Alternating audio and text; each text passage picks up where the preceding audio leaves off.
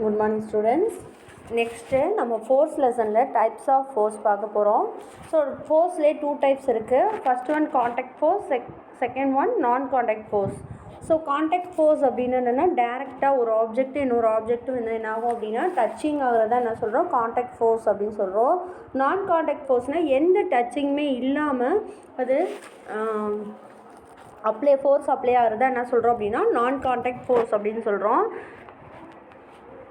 When a force is applied by touching the object is called a contact force. Example, matchstick, lighting a matchstick. Matchsticks வந்து நம்ம என்ன பண்ணணும் அப்படின்னா அந்த match பாக்ஸோட வந்து டச் பண்ணும்போது நமக்கு என்ன வருது, ஃபயரிங் வருது. Contact force is classified into 3. So contact force வந்து நமக்கு 3ஆக டிவைட் பண்ணியிருக்காங்க. First one muscular force, second one mechanical force, third one frictional force. So contact force அப்படின்னாலே என்ன அப்படின்னா அந்த ஆப்ஜெக்டோட டச்சிங் ஆகிறத என்ன சொல்கிறோம் அப்படின்னா காண்டாக்ட் ஃபோர்ஸ் சொல்கிறோம். when a force is applied by touching the object it is called contact force. Example, lighting a matchstick. Contact force is classified into 3: muscular force, mechanical force, frictional force. Okay, so there are 3 types of contact force. What are they? Muscular force, mechanical force, frictional force. Second one, non-contact force. When a force is applied without touching an object, it is called non-contact force. When a force is applied without touching an object, it is called non-contact force. Example, vacuum cleaner, magnetic. Example, vacuum cleaner, magnetic. So இது வந்து என்னாகும் அப்படின்னா எந்த ஒரு டச்சஸுமே இல்லாமல் force வந்து என்ன ஆகுது அந்த ஆப்ஜெக்டில் அப்ளை ஆகுது. ஓகேவா? ஃபார் எக்ஸாம்பிள் நம்ம மேக்னெட் வச்சுருக்கோம், அயன் வச்சுருக்கோம் அப்படின்னா என்ன ஆகும்ப்பா, அது ஆட்டோமேட்டிக்காக என்ன ஆகும், ஃபோர்ஸ் வந்து கொடுத்து அதோட பொசிஷன்ஸ் வந்து சேஞ்ச் ஆகுது இல்லையா, அதான். நான் contact force is classified into 2: gravitational force, magnetic force. So நான் காண்டாக்ட் ஃபோர்ஸ் வந்து 2 டைப்ஸாக டிவைட் பண்ணியிருக்காங்க. ஒன்று வந்து என்னது gravitational force, second one magnetic force. So first நம்ம என்ன பார்க்க போகிறோம் அப்படின்னா காண்டாக்ட் ஃபோர்ஸோட கிளாசிஃபிகேஷன் பார்க்க போகிறோம். Muscular force. The force applied by using the part of our body is called muscular force. நம்ம வந்து என்ன பண்ணுவோம் அப்படின்னா நம்மளோட பாடியிலேருந்து என்ன பண்ணுறோம் அந்த ஆப்ஜெக்ட் ஃபோர்ஸ் கொடுக்குறோம் அப்படின்னா அதுதான் என்ன சொல்கிறோம் மஸ்குலர் ஃபோர்ஸ் அப்படின்னு சொல்கிறோம். The force applied by using the part of our body is called muscular force. Example, I use my legs to pedal. The force used here is muscular force. Cycling பண்ணும்போது நம்ம pedal வச்சு என்ன பண்ணுறோம் force கொடுக்குறோம் இல்லையா, அதுதான் என்னது muscular ஃபோர்ஸ்க்கு எக்ஸாம்பிள். தென் பார்ட் மேக் பண்ணுறோம் இல்லையா, அப்போ வந்து நம்ம என்ன பண்ணுறோம் நம்மளோட ஹேண்டை யூஸ் பண்ணி நம்ம ஹேண்ட்லேருந்து ஃபோர்ஸ் கொடுக்குறோம். ஸோ அதுதான் என்னது மஸ்குலர் ஃபோர்ஸ்க்கு அனதர் ஒன் எக்ஸாம்பிள். ஸோ இதே மாதிரி நம்ம மஸ்குலர் ஃபோர்ஸ் வந்து நிறைய விஷயங்களுக்கு வந்து என்ன பண்ணுறோம் யூஸ் பண்ணுறோம். நம்ம குக்கிங் பண்ணுறதுலேருந்து நம்ம ரைட் பண்ணுறதுலேருந்து எல்லா ஒர்க்குக்குமே மஸ்குலர் ஃபோர்ஸ் வந்து கொடுக்குறோம். ஓகேவா? நெக்ஸ்ட்டு பாருங்கள் mechanical force. The force applied by a machine is called mechanical force. நம்ம ஃபோர்ஸ் வந்து எதில் அப்ளை பண்ணுறோம், மெஷினில் அப்ளை பண்ணுறோம், அதுதான் நம்ம என்ன சொல்கிறோம் மெக்கானிக்கல் ஃபோர்ஸ்னு சொல்கிறோம்.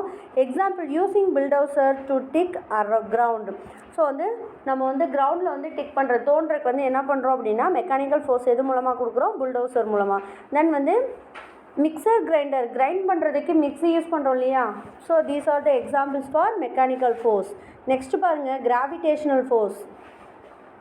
ஸோ கிராவிடேஷனல் வந்து எதோட எக்ஸாம்பிள்ப்பா, this is the example of non contact force.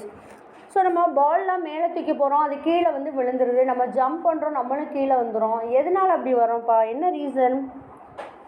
ஏன்னா நம்ம மரத்துலேருந்து பழம் கீழே விழுந்துரு, இலையெல்லாம் கீழே விழுகுது, தென் வந்து பூவெல்லாம் கீழே விழுகுது. எதனால் வந்து இலையெல்லாம் கீழே விழுது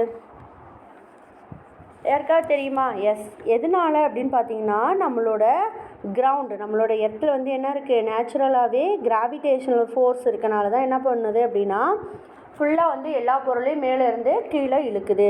The earth pulls all the object towards itself. The force applied by the earth to pull object towards itself is called the gravitational force. So என்ன பண்ணும் அப்படின்னா எர்த்து வந்து ஆப்ஜெக்ட் எல்லாம் என்ன பண்ணுது இழுக்குது. எதனால் இழுக்குது அப்படின்னு பார்த்தீங்கன்னா இந்த கிராவிடேஷனல் ஃபோர்ஸ்னால தான் என்ன பண்ணுது பொருள் எல்லாமே கீழே விழுது. ஓகேவா? நெக்ஸ்ட்டு பாருங்கள் magnetic force.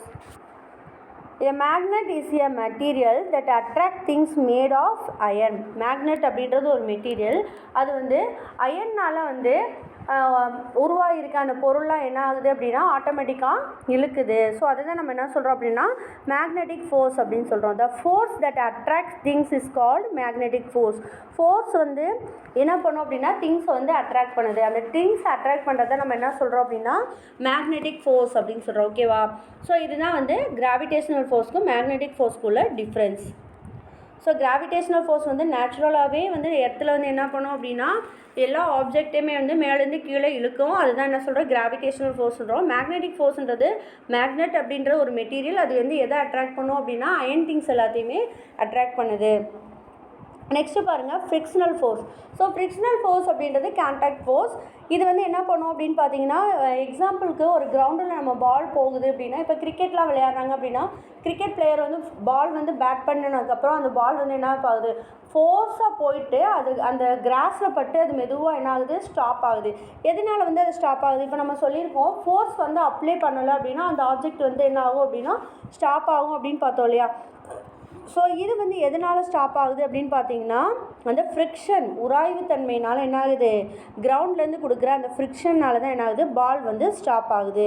when we roll down a ball on grass ground, it slows down and finally stop. We know that an object cannot stop without force. The force that stopped the balls is frictional force.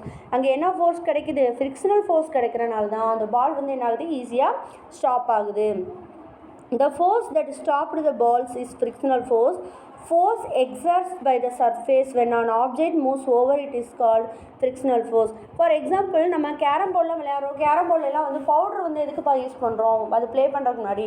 ஏன்னா அந்த coin வந்து என்ன ஆகும் அந்த bracket பண்ணும்போது வந்து நமக்கு வந்து ஸ்டாப் ஆகணும் அப்படின்றது தான் என்ன பண்ணுறோம் நம்ம வந்து பவுடர் வந்து யூஸ் பண்ணுறோம். ஃப்ரிக்ஷன் அப்படின்னா என்னென்னு பாருங்கள் உராய்வு. இப்போ நம்ம என்ன கொடுத்துருக்காங்கன்னா when we use eraser on paper the shape of the eraser changes. why? இப்போ நம்ம ரைட் பண்ணிகிட்டே இருக்கோம், எரேசர் வந்து புதுசாக வச்சுருப்போம், அது வந்து என்ன பண்ணிகிட்ருக்கோம் ரப் பண்ணும்போது என்னப்பா ஆகுது சீக்கிரமாக அதோட ஷேப் வந்து சேஞ்ச் ஆகும். அதோட பென்சிலோட நீடில் என்ன ஆகும் ரைட் பண்ண ஷேப் வந்து சேஞ்ச் ஆகுது இல்லையா? அதான் என்ன சொல்கிறோம் ஃப்ரிக்ஷன் அப்படின்னு சொல்கிறோம். It is because the friction between the eraser and paper. அந்த பேப்பருக்கும் எரேசருக்கு இடையில ஃப்ரிக்ஷன் இருக்குது, அதனால தான் என்ன ஆகுது அதோட ஷேப் வந்து சேஞ்ச் ஆகுது. Friction is a force action between the two surfaces in contact or when they slide over on another. Next பாருங்க, do you know early man accidentally discovered fire by rubbing two flint stones chikki mukki kal together. The friction force between two stones created a spark. So அந்த ரெண்டு ஸ்டோனையும் நம்ம உரசும் போது தான் நமக்கு வந்து yearly man வந்து என்ன கண்டுபிடிச்சாங்க ஃபயர் வந்து கண்டுபிடிச்சாங்க. ஸோ அந்த ஃபோர்ஸ் தான் என்னது ஃப்ரிக்ஷனல் ஃபோர்ஸ். ஓகேவா? So these are the example of frictional force. So next வந்து கிளாஸிஃபை கொடுத்துருக்காங்க. இந்த கிளாஸிஃபை வந்து நம்மளோட ஒர்க் புக்லேயே நம்ம பண்ணுவோம். ஓகேவா? ஸோ இதோட ஃபோர்ஸ் லெசன் வந்து உங்களுக்கு வந்து கிளியர் ஆகுது. ஸோ ஃபோர்ஸ் டைப்ஸ் ஆஃப் ஃபோர்ஸில் வந்து காண்டாக்ட் ஃபோர்ஸ் நான் காண்டாக்ட் ஃபோர்ஸ் பார்த்தோம். காண்டாக்ட் ஃபோர்ஸ்னால் டேரெக்டாக அந்த ஆப்ஜெக்டோட டச்சிங் ஆகும். நான் காண்டாக்ட்னால் வந்து அந்த ஆப்ஜெக்டில் எந்த ஒரு டச்சிங்கும் இருக்காது. ஸோ காண்டாக்ட் ஃபோர்ஸ் வந்து muscular force, mechanical force, frictional ஃபோர்ஸ்னு 3 டைப்பாக நம்ம வந்து கிளாஸிஃபை பண்ணியிருக்கோம். தென் வந்து நான் காண்டாக்ட் ஃபோர்ஸ்க்கு வந்து கிராவிடேஷனல் ஃபோர்ஸ், மேக்னெட்டிக் ஃபோர்ஸ். ஓகேவா? ஸோ அந்த லெசன் உங்களுக்கு கிளியராக அண்டர்ஸ்டாண்ட் ஆகிருக்குன்னு நினைக்கிறேன். ஒர்க் புக் ஆன்சர்ஸ் வந்து நான்